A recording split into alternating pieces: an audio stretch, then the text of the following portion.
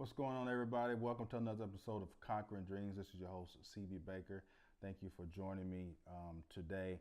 I get a lot of questions about time management and work-life balance, so I decided to take a little time today to discuss a few of the things that I use and some of the things I do and the tools that I use in order to help me with that.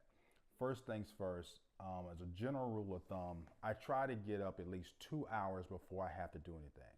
So let's say if the kids got to be off at school at 7:30, I try to back up from there. So if it takes me 30 minutes to get the kids ready, so I'm getting them up at 7 o'clock. So the very first thing I got to do is at 7, I'm waking up at 5 o'clock. Now, I know for a lot of people that's going to seem extreme. It's like, oh my God, 5 o'clock. But once you start doing it and once you get your body clock used to it, then you'll be okay. Now, for my entrepreneurs out there that are burning the midnight oil, I really want to challenge you on one thing. How much good products or good ideas or good execution are you getting between midnight and 2 o'clock in the morning? I guarantee you, you will do much better if you was to go to bed at 10, 11 o'clock and wake up at 4 o'clock in the morning and start working on things at 4 in the morning versus trying to get it done between midnight and 1 to 2 a.m. in the morning. It's because your brain is going to be tired from all the stuff you was doing throughout the day. But if you wake up with a fresh brain, you're able to get stuff done easier, faster, and more creative and be more productive. Okay? So just try it out and see what happens. Now, what I do is I try to wake up between 4:30 and 5 o'clock at least 3 to 4 times out the week to really help me center myself and also make sure my day is planned out and my week is planned out. Now, the tools I use for that is a Passion Planner. Now, full disclosure, I am not affiliated with Passion Planner or other things I'm going to show you. I don't get paid for anything. So Passion Planner is a very good planner. Open it up here. It's a very good planner. It's nice and flexible. I actually do not take this planner with me. I use this planner in the morning, during the day, and map out what I'm going to do for that day. I find for myself that it's much easier to remember what I need to do when I write it down. Now, I also will use my phone, my Outlook, my Apple Calendar, and in my Outlook calendar, I got everything synced up through Exchange. I will use that to have a mobile version of it so I don't have to carry this around all day. But what I put in here, I put in my phone, so I got a good snapshot of it. So when I'm out and about and ripping and running, I'm able to keep track of stuff. Okay. The other thing that I use, other tool that I use is the 10X Planner right here by what Grant Cardone, sales trainer Grant Cardone, entrepreneur, he uses. And one of the things that he talks about, his motto is basically 10x your day, right? So set a goal and what's 10 times that and shoot for that. But he's really big on your goals. And you've heard everybody talk about the scientific reasoning behind writing down your goals and putting deadlines to them. He takes it a step further. And he actually has you write down your goals in the morning and in the evening. So most people don't even write their goals down once during the course of a year. So just imagine what will happen if you write your goals down twice a day over a course of a year or 30 days, right? So now writing goals is great, but a lot of people don't tell you how to write goals, okay?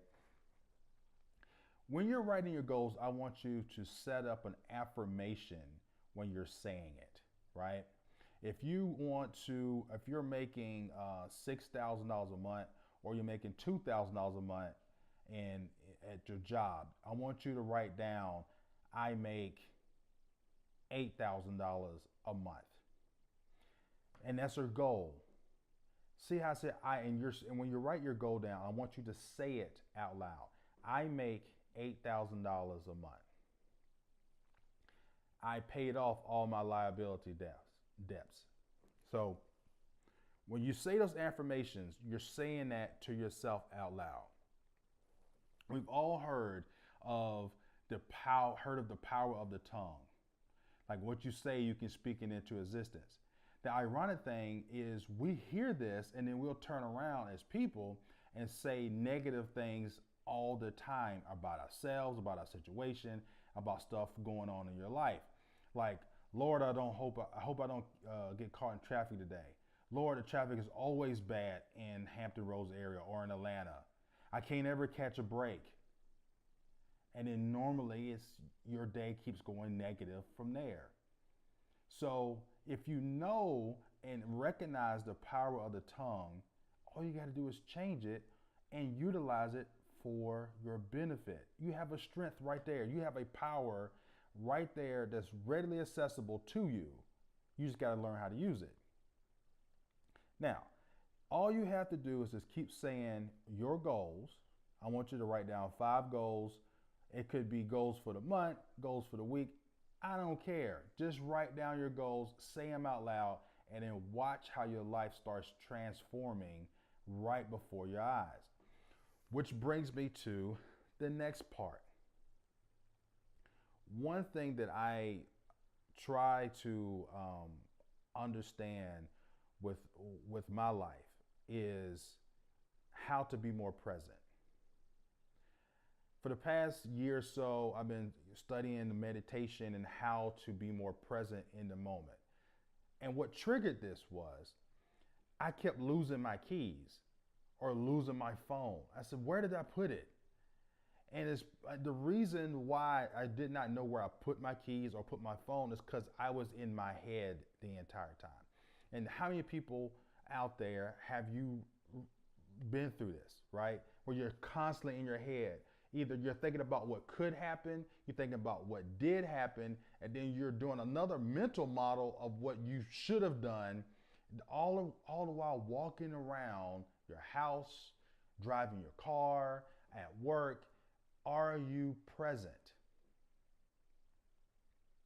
See, once you learn how to be present and getting out of your head and thinking about all the negative things that could have happened, that could happen, should happen, or what you should have did, it's all still negative. Get out of your head and live in the present moment. Enjoy what you have now. And it's the ironic thing, there's plenty of sayings out there that talk about this, right? Stop and smell the roses. Listen to the trees. How often have you went outside and listened to the trees blow in the wind? Oh, well, you know what, CB, I'm too busy to do all that. But then it doesn't take but a second. It doesn't take but a second to live in the moment and go outside and listen to the trees, or stand in the rain, feel the rain.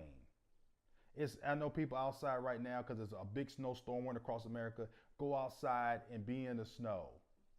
Feel how cold it is. Be in the moment.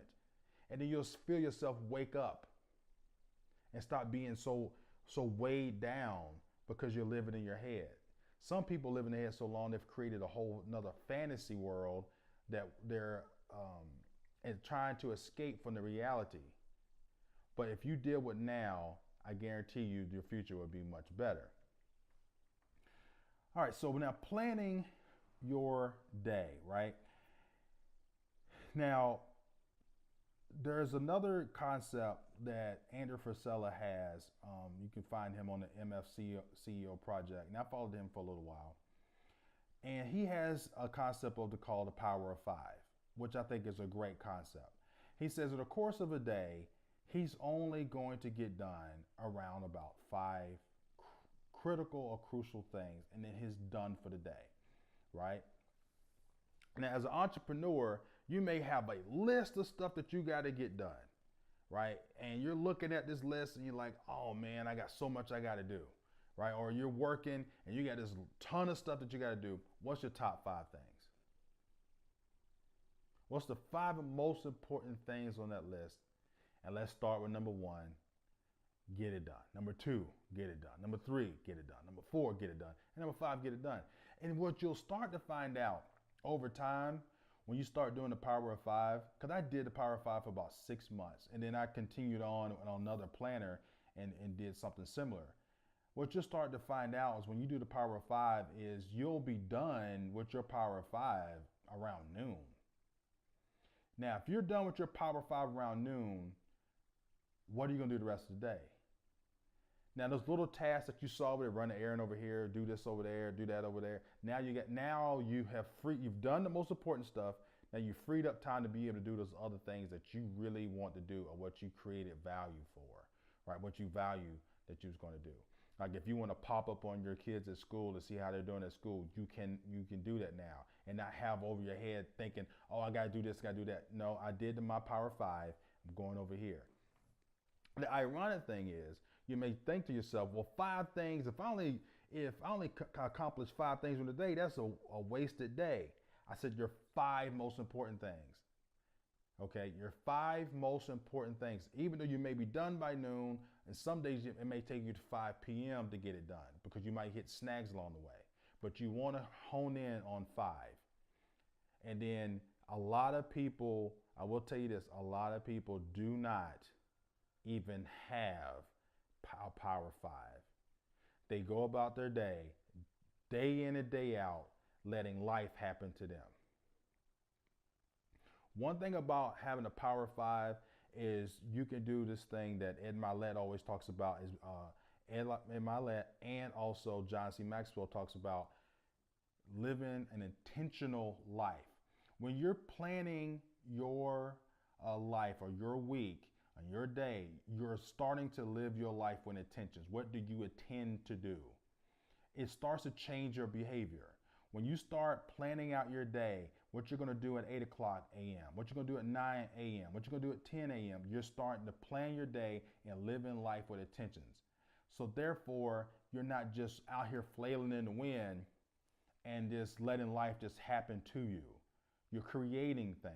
You're creating value for other people in your life, around you, and for yourself as well. Always think about what value you can bring to other people throughout your day and what you're doing. Because why else are you here? Why were you born? You was born to bring value to this world. So, like I said, Passion Planner, I think this was like $35.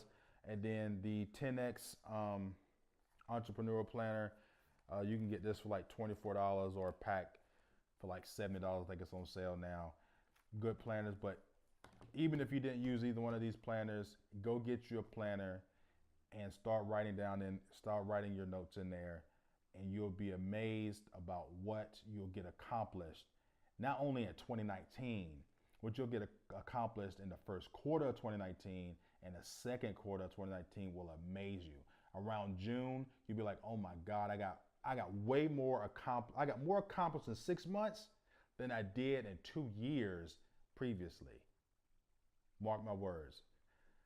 Thank you so much. And if you got any questions, please DM me or comment and put a question in the comments for me. Thank you so much. This is your host, CB Baker. Till next time.